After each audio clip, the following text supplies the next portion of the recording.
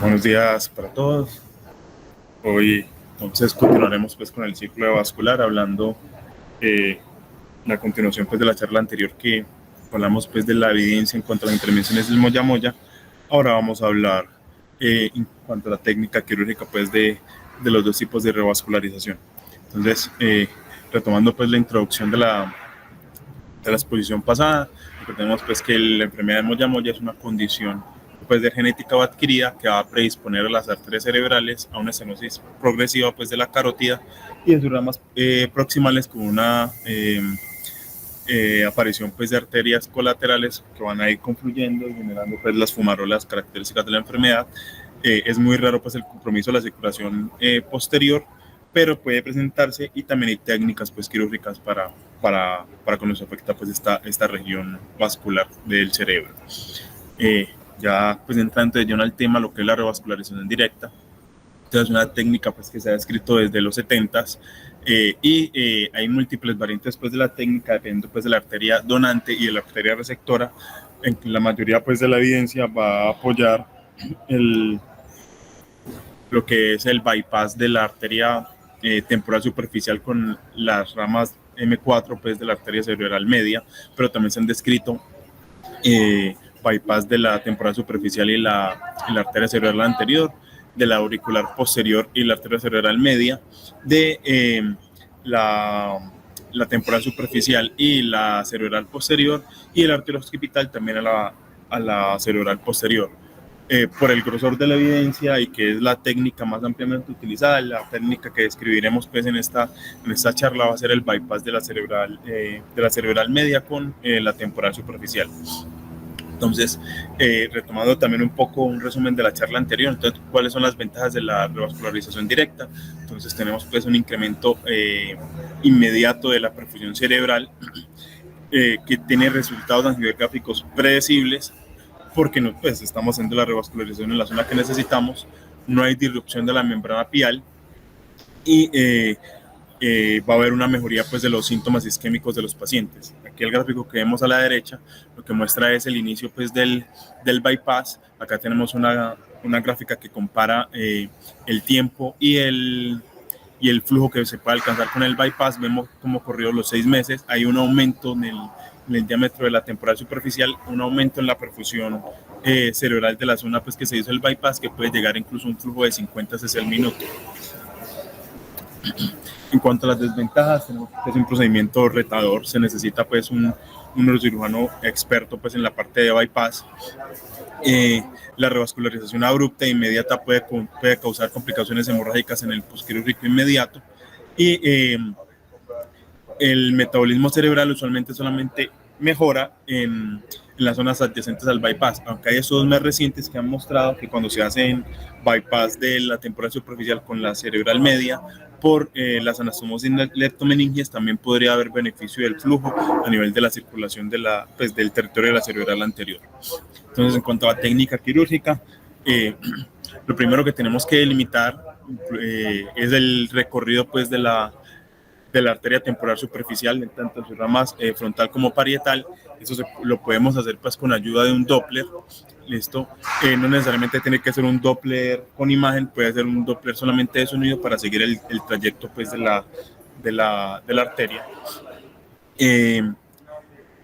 Lo ideal sería exponer la arteria al menos de 8 a 10 centímetros para poder tener una buena movilización de la arteria, ¿cierto?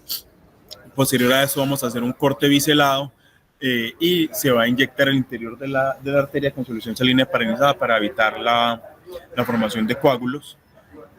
La craniotomía se va a hacer pues, que cubra al menos con un punto medio a 6 centímetros sobre el CAE, que se extienda en el tercio anterior sobre el territorio pues, de la temporal superficial y que abarque lo que es la fisura silviana para ir a buscar la arteria donante, que es la M4. Una vez hacemos pues, la craniotomía y exponemos pues, la fisura silviana, vamos a buscar las ramas de M4, las ramas más delgadas se van a clipar o coagular, dependiendo pues, de lo que necesitemos, y vamos a buscar un calibre pues, de arteria M4 que sea pues que sea grande para poder hacer el bypass. Posterior a esto vamos a poner clips temporales en esta arteria para fijarla. Vamos a retraer la arteria temporal que ya habíamos, pues, que ya teníamos lista para el bypass, que también vamos a retener con clips para fijarla, y hacemos una abertura lateral en M4 y hacemos una sutura continua pues de la arteria temporal superficial. Acá vemos pues cómo se hace la sutura pues continua con una anastomosis terminolateral. Listo. Es la continuación pues de la técnica, ¿cierto? Posteriormente vamos a hacer una prueba de llenado, inicialmente quitando el clip distal de M4 para ver que haya llenado desde la temporal superficial, y posteriormente lo que vamos a evaluar es que haya un flujo retrógrado hacia la temporal superficial que acabamos de anastomosar. Entonces vamos a retirar, vamos a continuar con el clip, vamos a retirar, perdón, el clip proximal de M4 y a poner el clip distal. Listo. Y algo que recomiendan en la literatura, posterior a haber hecho el bypass y haber comprobado pues que hay flujo retrógrado y anterógrado, es hacer lo que se llama el milking test. ¿Qué se trata de esto? Vamos con unas pinzas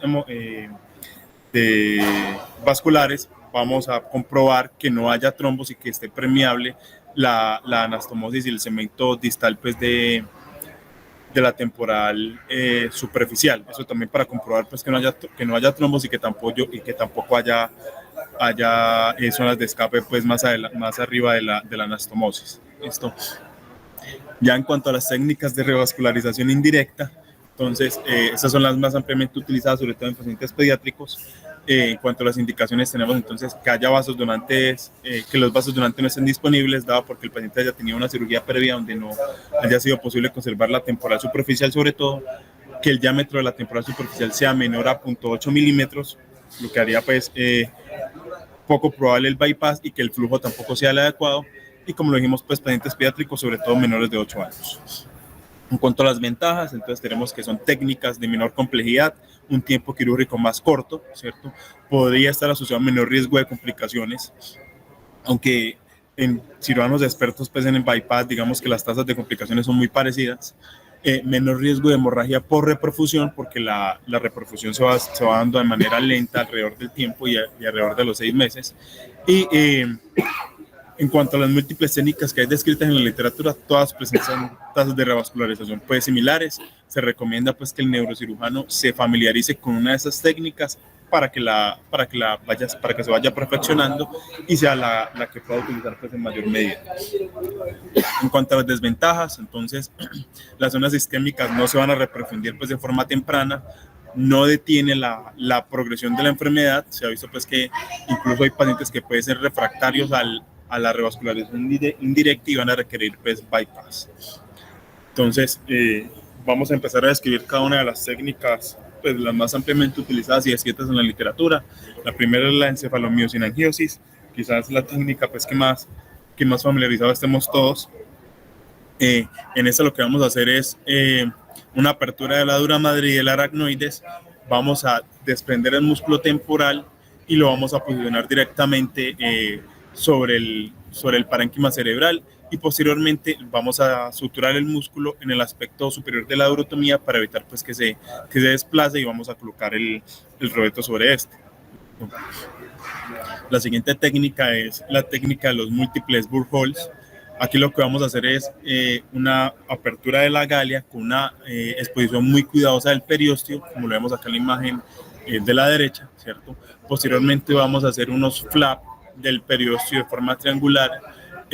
Idealmente deben estar separados cada uno de los triángulos por al menos 3 centímetros.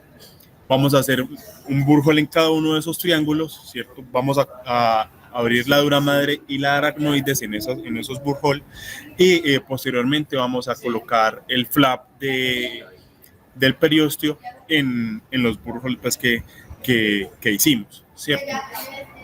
Acá en la imagen de la derecha lo que vemos es como una ampliación del burr hole, y es la imagen que debemos tener. Acá tenemos el flap de periósteo elevado, ¿cierto? La línea que dejamos del periodo elevado del triángulo. Acá está el burhole y lo que debemos ver es la aula madre, que la vamos a abrir, y la aracnoides, pues, que también la vamos a incidir, pues, para permitir la perfusión del parénquima cerebral. Como se puede intuir de la técnica, la principal complicación van a ser las fístulas contenidas de líquido cefalorraquídeo. Incluso hay algunos autores que recomiendan en el posquirúrgico inmediato colocar un vendaje compresivo para evitar la aparición, pues, de fístula. En cuanto a los beneficios de la técnica, que se puede utilizar casi que en cualquier parte del cráneo, ¿cierto? Y un beneficio, pues, ahí interrogado es que algunos autores han descrito la realización de la técnica de forma con anestesia, pues, local.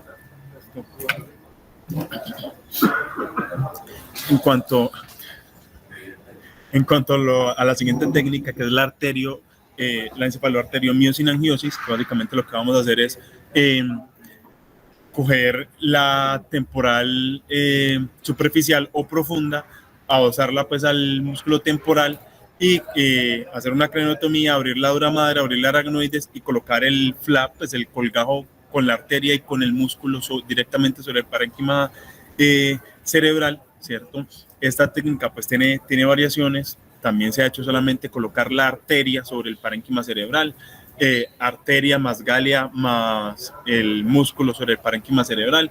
Digamos que eso depende mucho, pues, del grado de vascularización, aunque en realidad, pues, independientemente de la técnica, los resultados son muy similares, ¿cierto? Acá tenemos, pues, una imagen en cirugía de lo que deberíamos ver.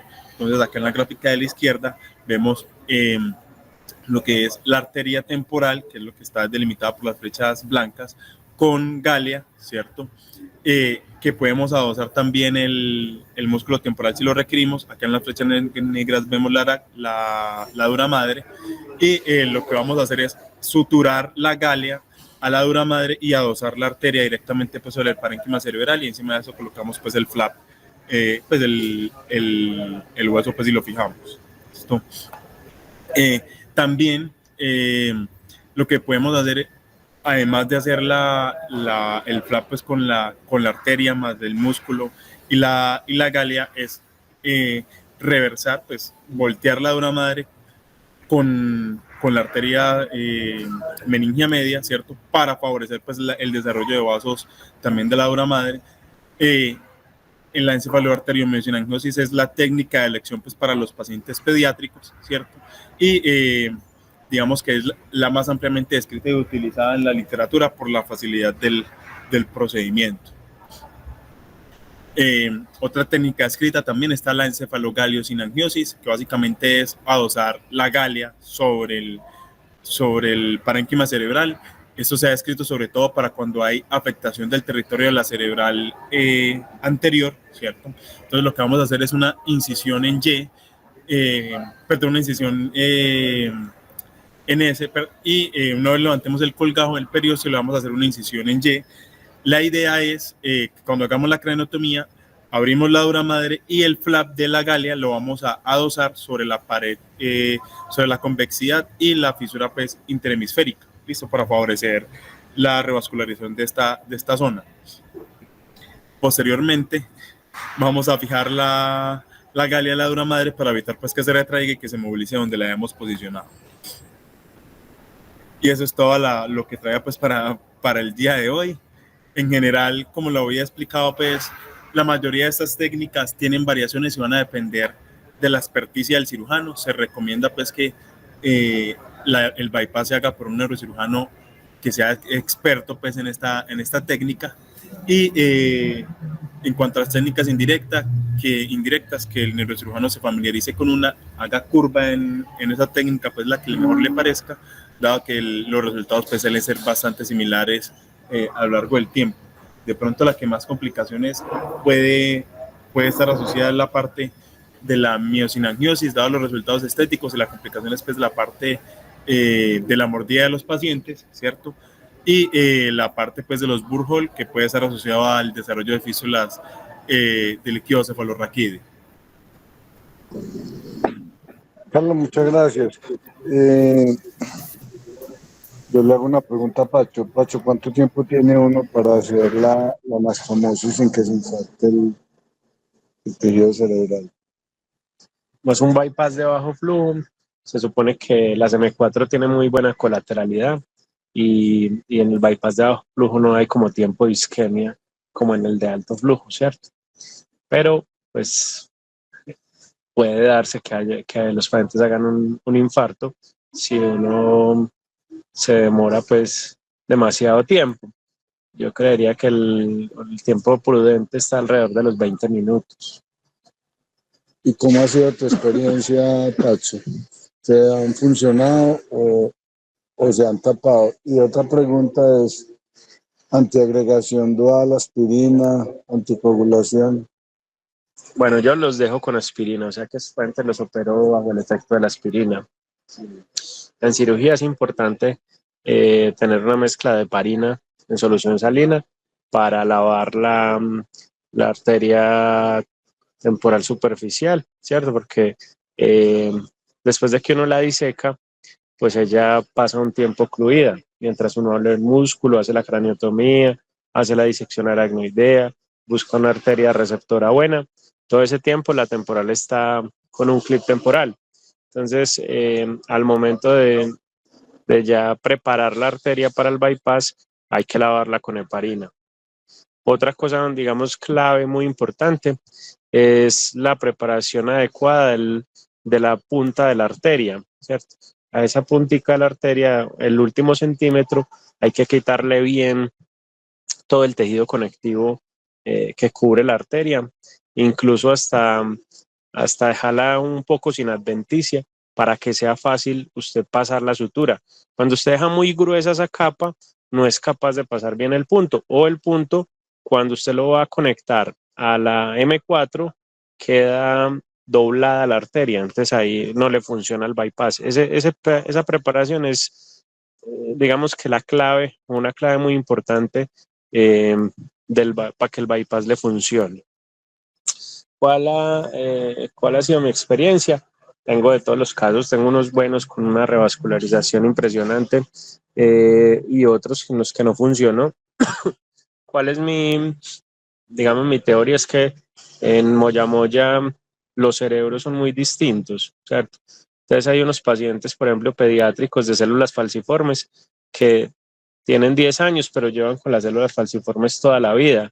Y ese es un cerebro como que hizo una atrofia, se acostumbró a la hipoperfusión crónica y usted de repente lo perfunde con un flujo alto, ¿cierto? Entre comillas alto, pero ese cerebro no responde, no necesita, no tiene cómo asimilar ese flujo cerebral y entonces usted nunca ve que el bypass funcione, ¿cierto? Eso, el funcionamiento no del bypass está muy en relación a qué tanto flujo necesita ese cerebro. Si ese cerebro no necesita mucho flujo sanguíneo, pues el bypass no va a funcionar. Por supuesto, también hay bypass que se tapan pues por técnica, porque no es pues tan sencillo, tampoco es una cosa pues del otro mundo. Yo creo que eh, cualquier cirujano puede coger, digamos, una curva decente para hacer anastomosis temporal superficial cerebral media. Y tengo otra pregunta. En agudo, ¿cómo sigue el paciente?